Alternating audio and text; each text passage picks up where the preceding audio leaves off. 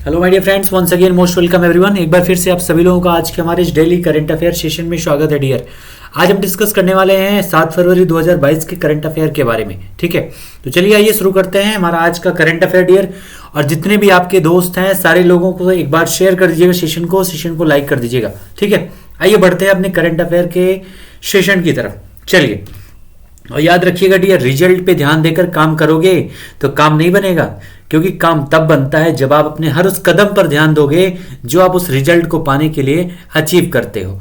यानी आपको हर उस कदम पर ध्यान देना पड़ेगा, एक एक कदम सोच समझ कर रखना पड़ेगा, तभी आपको आपकी मंजिल जो है, जो दूर दिखती है, वो बिल्कुल आसान हो जाएगी आपके लिए। But you will have to pay attention on every step that you are taking, right. चलिए, तो आइए शुरू करते हैं डियर आज का हमारा सेशन। और पहला क्वेश्चन है आपके सामने। पहला क्वेश्चन क्या है? पुनौरा धाम किस राज्य में है जिसे हाल ही में स्वदेश दर्शन योजना के तहत रामायण परिपथ में शुरू किया गया है। अभी हाल ही में रामायण परिपथ घोषित किया गया था, जिसमें एक नया जगह जो है उसको इसमें ऐड किया गया है रामायण परिपथ में। कौन से योजना के तहत है? तो स्वदेश दर्शन योजना। कौन सी डियर? स्वदेश दर्शन योजना के तहत जो है रामायण परिपथ में उसको ऐड किया गया है, जिसका नाम है पुनौरा धाम। कौन सा? पुनौरा धाम को। और ये पुनौरा धाम है कहां पर डियर? तो ये है बिहार में। कहां पर? बिहार में है। बिहार जिसकी कैपिटल क्या है डियर? बिहार की कैपिटल है पटना। ठीक है, बिहार की कैपिटल क्या है? पटना है। यहाँ के मुख्यमंत्री कौन है?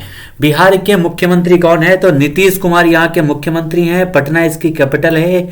गरीबी में सबसे गरीब ये राज्य है बिहार, ये भी याद रखिएगा। ठीक है, तो आंसर हमारा क्या हो जाएगा डियर? यहाँ पर बिहार करेक्ट आंसर हो जाएगा। यहाँ पर बिहार जो है दूसरा सबसे ज्यादा घनत्व वाला राज्य है भारत का। ठीक है, नेक्स्ट हमारा क्वेश्चन है, किस देश के द्वारा कैंसर मूनशॉट कार्यक्रम शुरू किया गया है? तो कैंसर मूनशॉट कार्यक्रम कहां पर शुरू किया गया डियर? किस देश के द्वारा? तो यह शुरू किया गया है अमेरिका के द्वारा। तो अमेरिका सबसे पहले याद रखिएगा, ये कैंसर मूनशॉट होता क्या है? तो ये कैंसर की बीमारी को 50% तक कम करने के लिए जो है इस कार्यक्रम की शुरुआत की गई है, कैंसर मूनशॉट। ठीक है, किसके द्वारा? अमेरिका के द्वारा। अमेरिका की कैपिटल क्या है? तो वॉशिंगटन डीसी है। यहाँ के राष्ट्रपति कौन है? तो इस समय यहाँ के जो बाइडेन यहाँ के क्या है? राष्ट्रपति हैं। यहाँ के उपराष्ट्रपति कौन है? तो कमला हैरिस कौन है? यहाँ के उपराष्ट्रपति हैं। अमेरिका में कितने प्रांत हैं डियर? तो याद रखिएगा 50 प्रांत हैं। उसके अलावा अमेरिका में आपका वर्ल्ड बैंक और आईएमएफ का मुख्यालय है। ठीक है, किसका? वर्ल्ड बैंक और आईएमएफ दोनों का मुख्यालय है अमेरिका में, जिन दोनों की स्थापना 1900 कब हुई थी? 1945 में द्वितीय विश्व युद्ध के बाद इसकी स्थापना की गई थी दोनों की। दोनों याद रखिएगा, वर्ल्ड बैंक में। और वाशिंगटन डीसी जो है आपका पोटोमैक नदी के किनारे है, ये भी याद रखिएगा। ठीक है, नेक्स्ट हमारा क्वेश्चन है, किस राज्य में वहां के हाईकोर्ट ने निजी नौकरियों में स्थानीय लोगों को 75% आरक्षण पर रोक लगा दिया है? यानी वहां के जो स्थानीय लोग हैं उस राज्य के द्वारा उनको 75% आरक्षण दिया जाना था, लेकिन वहां की हाईकोर्ट ने उस पर रोक लगा दिया है। और ये काम किया है किसने? हरियाणा ने। ठीक है, हरियाणा हाईकोर्ट में, हरियाणा और पंजाब जो हाई कोर्ट है उसने हरियाणा सरकार के द्वारा 75% आरक्षण का जो प्रावधान किया गया था स्थानीय लोगों को निजी नौकरियों में, उसको समाप्त कर दिया है हरियाणा और पंजाब हाई कोर्ट। हरियाणा और पंजाब दोनों का एक ही हाई कोर्ट है, ये भी याद रखिएगा। ठीक है, दोनों की कैपिटल है चंडीगढ़। ठीक है, अगला हमारा क्वेश्चन है, भारत ने किस ओलंपिक से जो है राजनयिक बहिष्कार की घोषणा की? इस क्वेश्चन को शायद हमने डिस्कस भी किया है, और ये आंसर हो जाएगा हमारा बीजिंग ओलंपिक। ये शीतकालीन बीजिंग ओलंपिक जो है डियर आपका 2022 में होने वाला है। कब? 2022 में चाइना में इसका आयोजन किया जाने वाला है इस ओलंपिक का। और इसमें भारत ने अपने राजनयिक बहिष्कार की घोषणा कर दी। क्यों किया है? तो याद रखिएगा कि इस ओलंपिक में राजनयिक बहिष्कार की घोषणा इसलिए किया गया क्योंकि गलवान घाटी में भारत और चीन के सैनिकों के बीच जो झड़प हुई थी उसमें शामिल जो कमांडर था चीन का, उसी को जो है मसाल के लिए इसमें शामिल किया गया है। ठीक है, और इसी के लिए जो है राजनयिक बहिष्कार किया गया है इसका, इस बीजिंग ओलंपिक का, याद रखिएगा, भारत के द्वारा। नेक्स्ट हमारा क्वेश्चन है, भारत और बांग्लादेश बॉर्डर पर तीसरे बॉर्डर हॉट की आधारशिला कहां पर रखी गई है? तो भारत और बांग्लादेश की सीमा पर तीसरे बॉर्डर हॉट की आधारशिला कहां रखी गई है डियर? तो ये वही राज्य है जो तीन तरफ से बांग्लादेश से घिरा हुआ है। कितनी तरफ से? तीन तरफ से। तो आंसर क्या हो जाएगा? त्रिपुरा हमारा करेक्ट आंसर हो जाएगा, त्रिपुरा। ठीक है, त्रिपुरा में जो है तीसरे बॉर्डर हॉट की आधारशिला रखी गई है जो भारत और बांग्लादेश के बॉर्डर पर है, याद रखिएगा। त्रिपुरा तीन तरफ से बांग्लादेश से घिरा हुआ है, ये भी याद रखिएगा। नेक्स्ट हमारा क्वेश्चन है, हाल ही में आरबीआई के द्वारा किस बैंक का लाइसेंस रद्द कर दिया गया है? तो किसका रद्द किया गया है? Maharashtra based independent cooperative bank. ठीक है, इस बैंक का जो है कुछ अनियमितता के कारण जो है आरबीआई के द्वारा जो भी भारत में बैंक है उन सभी बैंकों का लाइसेंस रद्द करने का अधिकार किसके पास है? तो आरबीआई के पास। ठीक है, तो आरबीआई के द्वारा इसका जो है लाइसेंस रद्द किया गया है Maharashtra based independent cooperative bank का। नेक्स्ट हमारा क्वेश्चन है, किस राज्य में सतत पेयजल स्रोत के लिए मिशन भागीरथ योजना की शुरुआत की गई है? सतत पेयजल यानी वहां पर उस राज्य में जो है जो ऐसे क्षेत्र हैं जहां पर पानी की कमी है या जो पठारी क्षेत्र हैं उन जगहों पर पानी की पहुंच आसान करने के लिए जो है मिशन भागीरथ, क्या नाम है? तो इसका नाम है मिशन भागीरथ योजना। ठीक है, किसके द्वारा शुरू की गई है डियर? तो वो शुरू की गई है तेलंगाना के द्वारा। तेलंगाना की कैपिटल हैदराबाद है। तेलंगाना के जो डिवीजन हुआ था आंध्र प्रदेश से 2014 में एक नया राज्य बना था जिसका नाम है तेलंगाना। ठीक है, ये पॉइंट याद रखिएगा तेलंगाना से। यहीं पर एक मंदिर है रामप्पा टेम्पल जिसको जो है यूनेस्को की सूची में शामिल किया गया था, ये भी याद रखिएगा। और नेक्स्ट हमारा क्वेश्चन की तरफ बढ़ते हैं। अगला है CAR टी सेल थेरेपी का संबंध किस बीमारी से है? यानी टी सेल जो आपकी थेरेपी है CAR, इस कौन सी बीमारी को सही करने में इसका प्रयोग किया जाता है डियर? तो वो है कैंसर। ठीक है, कैंसर की बीमारी को सही करने में इस CAR टी सेल थेरेपी का प्रयोग किया जाता है। नेक्स्ट हमारा क्वेश्चन है, किस देश के पूर्व राष्ट्रपति नाम क्या है? तो उनका नाम है क्रिस्टोस सार्थजेताकिस। ठीक है, क्रिस्टोस सार्थजेताकिस, अभी हाल ही में इनका निधन हो गया है। तो कहाँ के हैं? ग्रीस के राष्ट्रपति हैं क्रिस्टोस, जिनका हाल ही में निधन हो गया है, याद रखिएगा। आंसर क्या हो जाएगा? ग्रीस। और नेक्स्ट क्वेश्चन है, किस राज्य के 3 स्थलों के नाम परिवर्तन को केंद्र सरकार के द्वारा मंजूरी दे दी गई है? उस राज्य ने 3 स्थलों को, जिसमें आपका बहुत ही इंपॉर्टेंट स्थल शामिल हैं। ठीक है, एक नाम आपका शिवपुरी का है, होशंगाबाद का है, 2-3 नाम हैं आपके, औरंगाबाद का है। ठीक है, तो ऐसे जो 2-3 स्थल हैं उनके नाम को बदलने की मंजूरी केंद्र सरकार द्वारा दे दी गई है। और वो राज्य कौन सा है डियर? तो मध्य प्रदेश। मध्य प्रदेश वो राज्य है जहां पर यह परिवर्तन किया जा रहा है। ठीक है, मध्य प्रदेश जो है सबसे ज्यादा जंगल वाला क्षेत्रफल वाला राज्य कौन सा है? सबसे ज्यादा वन जो है वो कहां पर है? मध्य प्रदेश में है। सबसे ज्यादा जो आपके नेशनल पार्क हैं, सबसे ज्यादा अभ्यारण्य जो है वो कहां पर है डियर?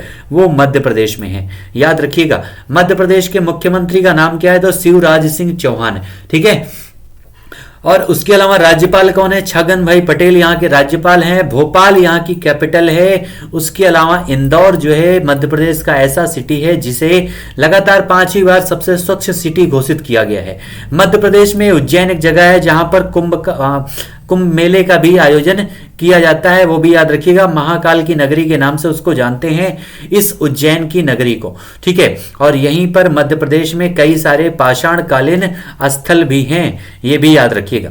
आइए बढ़ते हैं अगले क्वेश्चन की तरफ। नेक्स्ट हमारा है, अब हमारा प्रश्नोत्तरी शुरू हो गया डियर। और प्रश्नोत्तरी में पहला क्वेश्चन आपके सामने है कि प्रोफेसर दिनेश प्रसाद सकलानी को, ठीक है, प्रोफेसर दिनेश प्रसाद सकलानी को किसका निदेशक नियुक्त किया गया है? किसका निदेशक नियुक्त किया गया? एक बार सेशन को आप सभी लोगों से रिक्वेस्ट है डियर, जितने भी हमारे स्टूडेंट्स हैं, जो भी दोस्त हैं, सारे लोगों से कि सेशन को एक बार लाइक कर दीजिएगा, शेयर कर दीजिएगा सारे दोस्तों के बीच में। ठीक है, तो प्रोफेसर दिनेश प्रसाद सकलानी, इनको किसका निदेशक नियुक्त किया गया डियर? एनसीईआरटी का, सीबीएसई का, आईसीएसई का या फिर यूपीएससी का? तो इन्हें नियुक्त किया गया है एनसीईआरटी, यानी क्या होता है? National council of educational research and training. ठीक है, इसी का जो है इन्हें निदेशक नियुक्त किया गया है। इसकी स्थापना कब हुई थी डियर? एनसीईआरटी की तो 1961 में, याद रखिएगा 1961 में स्थापना हुई थी। दिनेश प्रसाद सकलानी इसके क्या हैं? तो निदेशक नियुक्त किए गए हैं। दिल्ली में हेड ऑफिस है, सारे पॉइंट याद रखिएगा, एनसीईआरटी से संबंधित। ठीक है, इसी में आपका सीबीएसई है। सीबीएसई मतलब क्या होता है? Central board of secondary education, इसकी स्थापना कब हुई थी डियर? तो इसकी स्थापना हुई थी 1929 में, 1929 में स्थापना की गई थी सीबीएसई बोर्ड का जो आप होता है। और इसमें जो है मनोज कुमार आहूजा जी को जो है नियुक्त किया गया है इसका चेयरमैन, ये भी याद रखिएगा। आईसीएसई का जो स्थापना है 1956 में हुई थी, ये भी याद रखिएगा। ठीक है, सारे मोस्ट इंपॉर्टेंट है। और ये आपका है UPSC, union public service commission. ठीक है, चलिए तो आंसर क्लियर हो गया होगा डियर, हमारा क्या हो जाएगा? NCERT will be the correct answer. 1961 Dinesh Pratap Saklani इसके निदेशक हैं। अगला हमारा क्वेश्चन है, किस राज्य के द्वारा ओपन एयर क्लासरूम प्रोग्राम, नाम क्या है क्लासरूम प्रोग्राम का? तो उसका नाम है परय शिक्षालय। क्या नाम है? परय शिक्षालय इसका नाम है। किसके द्वारा लॉन्च किया गया है? ओपन एयर क्लासरूम प्रोग्राम है। ठीक है, उत्तर प्रदेश के द्वारा, मध्य प्रदेश के द्वारा, पंजाब के द्वारा या फिर पश्चिम बंगाल के द्वारा? किसके द्वारा इसको लॉन्च किया गया डियर? तो ये लॉन्च किया गया है पश्चिम बंगाल, ममता दीदी के राज्य में इसको लॉन्च किया गया है पश्चिम बंगाल के द्वारा। पश्चिम बंगाल की कैपिटल क्या है डियर? तो कोलकाता। ठीक है, कोलकाता कैपिटल है, ये भी याद रखिएगा पश्चिम बंगाल की। ममता दीदी यहाँ की जो है, ममता बनर्जी जो है क्या है? यहाँ की चीफ मिनिस्टर हैं, सीएम हैं कौन? ममता बनर्जी। ठीक है, अभी हाल ही में यहाँ पर चुनाव भी हुआ था, ये भी याद रखिएगा पश्चिम बंगाल में। मोस्ट इंपॉर्टेंट है ये टॉपिक आपका, ये क्वेश्चन। क्या नाम है? परय शिक्षालय इसका नाम है इस प्रोग्राम का। अगला हमारा है, जीवन बीमा के डिजिटल वितरण के लिए पॉलिसी बाजार के साथ किसने जो है समझौता किया है? डिजिटल बीमा के लिए जो है, जीवन बीमा के लिए जो है ये समझौता किया गया। तो जीवन बीमा कराता कौन है? आरबीआई नहीं, सेबीआई भी नहीं, बिल्कुल एलआईसी यानी लाइफ इंश्योरेंस कॉर्पोरेशन। और एलआईसी हमारा करेक्ट आंसर हो जाएगा डियर। यहाँ पर एलआईसी ने जो है पॉलिसी बाजार के साथ ये समझौता किया है। एलआईसी की स्थापना कब हुई थी? तो 1956 में, याद रखिएगा 1956 में एलआईसी की स्थापना की गई थी। ठीक है, आरबीआई का स्थापना तो आपको पता ही है, आरबीआई यानी रिजर्व बैंक ऑफ इंडिया 1935। इसमें जो है आपका 1926 के जो है यंग कमीशन के आधार पर, 1935 के अधिनियम के आधार पर, 1934 के अधिनियम के आधार पर 1935 में आरबीआई का गठन किया गया था। ठीक है, और इसका जो सबसे पहला जो आरबीआई का इसके गवर्नर थे उनका नाम है सर ऑसबर्न स्मिथ। इस कौन है इस समय कौन है? तो उनका नाम है शक्तिकांत दास। 1949 में इसका राष्ट्रीयकरण किया गया था। भारत और पाकिस्तान दो देशों के बैंक के रूप में इसने कार्य किया है, यह भी याद रखिएगा। सेबी क्या होता है? Security and exchange board of India. ये जो है भारत में जो भी आपका शेयर मुद्रा से संबंधित जो चीजें हैं उसका रेगुलेटरी बॉडी होती है सेबी। ठीक है, एसबीआई यानी स्टेट बैंक ऑफ इंडिया, स्थापना 1955 में इसका राष्ट्रीयकरण किया गया था, ये भी याद रखिएगा। इसके पहले 1921 में इसका नाम इंपीरियल बैंक था, और उसके पहले जो है ये bank of Madras, bank of Mumbai और बैंक ऑफ कोलकाता के रूप में बटा हुआ था। ठीक है, चलिए आइए बढ़ते हैं नेक्स्ट क्वेश्चन की तरफ। अगला हमारा क्वेश्चन है, आईओसी यानी इंटरनेशनल ओलंपिक जो आपका संघ है, कमीशन है, उसके द्वारा किस ओलंपिक में सर्फिंग, स्केटबोर्डिंग और स्पोर्ट क्लाइंबिंग को शामिल करने की मंजूरी दी गई है? मोस्ट इंपॉर्टेंट क्वेश्चन है डियर ये आपका एग्जाम के लिए, कि इंटरनेशनल ओलंपिक कमीशन जो आपका है उसके द्वारा किस ओलंपिक में ये 3 नए गेम शामिल किए जा रहे हैं। कौन कौन से? सर्फिंग है, स्केटबोर्डिंग है और स्पोर्ट क्लाइंबिंग है। ठीक है, किस में शामिल किया जा रहा है? टोक्यो ओलंपिक में। कहां पर? टोक्यो ओलंपिक में शामिल किया जा रहा है, या फिर बीजिंग ओलंपिक 2022 जो आपका होने वाला है जिसमें भारत ने भी बहिष्कार किया है, पेरिस ओलंपिक 2024 में, या फिर लॉस एंजेलिस 2028 में। शीतकालीन ओलंपिक ये भी है लॉस एंजेलिस का। ठीक है, तो किसमें जो है इसको जो है इसको जो 3 आपके गेम है शामिल किया जाएगा? तो वो है लॉस एंजेलिस अमेरिका। ठीक है, लॉस एंजेलिस जो आपका अमेरिका में है डियर, यहीं पर आपका 2028 में इन तीनों गेम को इसमें शामिल किया जाएगा, याद रखिएगा। पेरिस ओलंपिक 2024 में कहां पर होगा? पेरिस में यानी फ्रांस में। बीजिंग ओलंपिक शीतकालीन ओलंपिक होने वाला है चाइना में। टोक्यो ओलंपिक का हाल ही में आयोजन हो चुका है जिसमें भारत ने 100 कितने मेडल दिए? तो 7 मेडल जीते थे, जिनमें से एक गोल्ड मेडल भी है जो जीता था किसने? आपके नीरज चोपड़ा ने। ठीक है, चलिए आइए बढ़ते हैं अगले क्वेश्चन की तरफ। नेक्स्ट हमारा क्वेश्चन है, दुनिया के सबसे बड़े क्रिकेट स्टेडियम नाम क्या है? दुनिया का जो सबसे बड़ा क्रिकेट स्टेडियम है डियर अभी हाल ही में उसका आधारशिला रखा गया है। किसके द्वारा? सौरभ गांगुली के द्वारा। सौरभ गांगुली जो है इस समय हमारे यानी जो बीसीसीआई है उसके चीफ हैं, याद रखिएगा, बीसीसीआई हेड हैं सौरभ गांगुली, और इन्हीं के द्वारा तीसरे सबसे बड़े, ठीक है, सॉरी एक मिनट, यहां पर याद रखिएगा, ये सबसे बड़ा नहीं बल्कि तीसरा सबसे बड़ा है, ठीक है, तीसरा सबसे बड़ा, ये याद रखिएगा। थोड़ा सा टाइपिंग में थोड़ा सा मिस्टेक हो गई है। तीसरे जो आपके सबसे बड़े क्रिकेट स्टेडियम का आधारशिला है सौरभ गांगुली के द्वारा कहां पर रखा गया है? अहमदाबाद में, जयपुर में, कोलकाता में या फिर दिल्ली में?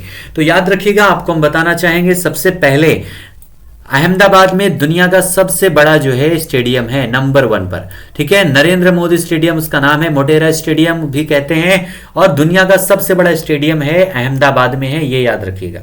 दूसरा जो सबसे बड़ा स्टेडियम है वो है ऑस्ट्रेलिया में मेलबर्न, एमएसजी, ठीक है, एमएसजी के नाम से जानते हैं, मेलबर्न स्टेडियम ग्राउंड जो आपका है वो ऑस्ट्रेलिया में है। तीसरा जो है ये आपका जयपुर में बनने वाला है, जयपुर में बन चुका है, जिसकी आधारशिला किसने रखी है? तो सौरभ गांगुली बीसीसीआई चीफ हैं, इन्हीं जो है जयपुर राजस्थान में इसकी नींव रखी है, तीसरे सबसे बड़े क्रिकेट स्टेडियम की दुनिया का। और ये आपके एग्जाम के लिए मोस्ट इंपॉर्टेंट क्वेश्चन बन रहा है यहाँ पर, ठीक है, याद रखिएगा। पहला आपका कहां पर है? गुजरात के अहमदाबाद में। नेक्स्ट हमारा क्वेश्चन है, विकलांग व्यक्तियों के लिए भारत का पहला एआई यानी आर्टिफिशियल इंटेलिजेंस के आधारित जॉब प्लेटफॉर्म स्वराज बिल्टी किसके द्वारा लॉन्च किया गया है? तो विकलांग व्यक्तियों के लिए भारत का पहला एआई आधारित जॉब प्लेटफॉर्म जो है किसके द्वारा लॉन्च किया जाएगा dear? IIT Kanpur, IIT Bombay, IIT Hyderabad या फिर आईआईटी मद्रास के द्वारा? तो ये लॉन्च किया जा रहा है आईआईटी हैदराबाद के द्वारा। किसके द्वारा डियर? आईआईटी हैदराबाद के द्वारा इसको लॉन्च किया जा रहा है। अगला हमारा क्वेश्चन है, किस बैंक के द्वारा भारत को 2021 में उधार के रूप में यानी ऋण के रूप में जो है 4.6 बिलियन अमेरिकी डॉलर प्रदान किया गया है? कितना? 4.6 बिलियन अमेरिकी डॉलर किसके द्वारा दिया गया है भारत को 2021 में? एडीबी यानी एशियन डेवलपमेंट बैंक के द्वारा, एनडीबी यानी new development bank, world bank या फिर इंटरनेशनल मॉनेटरी फंड के द्वारा, ठीक है। तो किसके द्वारा ये दिया गया है 4.6 बिलियन अमेरिकी डॉलर भारत को 2021 में? तो ये दिया गया है एशियन डेवलपमेंट बैंक। किसके द्वारा? Asian development bank. इसकी स्थापना कब हुई थी डियर? तो एशियन डेवलपमेंट बैंक की स्थापना हुई थी 1966 में, ठीक है। हेडक्वार्टर कहां पर है? तो याद रखिएगा फिलीपींस के मनीला में इसका हेडक्वार्टर है। टोटल 68 देश इसके मेंबर हैं। कितने? 68 देश इसके मेंबर हैं। फिलीपींस मनीला में इसका हेडक्वार्टर है। 1966 में स्थापना हुई थी। एनडीबी की अगर हम बात करें तो इसका होता है न्यू डेवलपमेंट बैंक। ये ब्रिक्स देशों के द्वारा स्थापित किया गया है 2014 में। ब्रिक्स देश कौन कौन से हैं डियर? तो आपका ब्राजील, रशिया, इंडिया, चाइना और साउथ अफ्रीका, ठीक है। 2014 में स्थापित किया गया था एनडीबी को यानी न्यू डेवलपमेंट बैंक को, लेकिन एक बैंक एक साथ शामिल किए गए थे और एक अभी हाल ही में शामिल किया गया 4, यानी इस बैंक में शामिल होने वाले सदस्यों की संख्या हो गई है टोटल 9। कितनी हो गई है? 9 हो गई है इसमें शामिल होने वाले सदस्यों की संख्या। याद रखिएगा, सारे पॉइंट मोस्ट इंपॉर्टेंट है, ठीक है। वर्ल्ड बैंक तो आपको पता ही है 1945 में, आईएमएफ भी 1945 में, और दोनों का हेडक्वार्टर कहां पर है? अमेरिका के वॉशिंगटन डीसी में, ठीक है। और ये एनडीबी का कहां पर है? संघाई में है, चाइना में। नेक्स्ट हमारा क्वेश्चन है डियर, अंडर 19 वर्ल्ड कप में भारत इंग्लैंड को हराकर 5वीं बार खिताब किसने जीत लिया है? 5वीं बार अंडर 19 वर्ल्ड कप अभी हो रहा था, भारत की टीम ने शानदार प्रदर्शन किया। क्या बात है! यश धूले के नेतृत्व में। कैप्टन कौन था डियर? तो कैप्टन थे यश धूले, ठीक है। ये याद रखिएगा, यश धूले कैप्टन थे। मोस्ट इंपॉर्टेंट बनेगा आगे आने वाले एग्जाम के लिए। और इसमें जो है इंग्लैंड को हरा करके 5वीं बार कौन विजेता बन गया है? तो उनका नाम है भारत, ठीक है। इंडिया हमारा करेक्ट आंसर हो जाएगा इसमें डियर, और इंग्लैंड को इन्होंने पराजित किया है और 5वीं बार ये खिताब जीता है। ये भी क्वेश्चन आपके एग्जाम के लिए बनेगा। कितनी बार? 5वीं बार, ठीक है। तो आंसर हो जाएगा हमारा इंडिया यहां पर करेक्ट। नेक्स्ट हमारा क्वेश्चन है, महान गायिका नाम क्या है? लता मंगेशकर। इनका हाल ही में 92 वर्ष की उम्र में निधन हो गया है, जिन्हें भारत रत्न कब दिया गया था? ये क्वेश्चन थोड़ा सा हमने घुमा करके आपके सामने रखा है, ठीक है। तो लता मंगेशकर जिनका 92 वर्ष की आयु में महान गायिका हैं, पद्म विजेता, पद्मश्री, इनको जो है पद्म सम्मान भी दिया जा चुका है, भारत रत्न से भी सम्मानित किया जा चुका है, साथ में दादा साहब फाल्के अवार्ड से भी इनको सम्मानित किया जा चुका है। तो इन्हें कब दिया गया है भारत रत्न डियर? तो याद रखिएगा 2001 में लता मंगेशकर को जो है भारत रत्न से सम्मानित किया गया था। 1990 में इनको दादा साहब फाल्के अवार्ड दिया गया था। 1969 में इन्हें पद्म पुरस्कार से भी सम्मानित किया जा चुका है। तीनों पॉइंट याद रखिएगा, लेकिन आंसर यहां हमारा हो जाएगा 2001 में भारत रत्न से इनको सम्मानित किया गया था लता मंगेशकर को, साथ में बिस्मिल्लाह खान को भी जो है सम्मानित किया गया था इन्हीं के साथ 2001 में। ठीक है, नेक्स्ट हमारा क्वेश्चन है, जेन्स स्टोल्टेनबर्ग को नॉर्वे के केंद्रीय बैंक के प्रमुख के रूप में नियुक्त करने से पहले ये किसके प्रमुख थे? जेम्स स्टोल्टेनबर्ग नॉर्वे के केंद्रीय बैंक के प्रमुख के रूप में इनको नियुक्त किया गया। पहला तो क्वेश्चन में आंसर है कि इन्हें किस केंद्रीय बैंक के प्रमुख के रूप में नियुक्त किया गया डियर? तो आंसर हो जाएगा नॉर्वे के। ठीक है, और इसके पहले किसके प्रमुख थे ये? आईएमएफ के, एडीबी के, नाटो के या फिर वर्ल्ड बैंक के?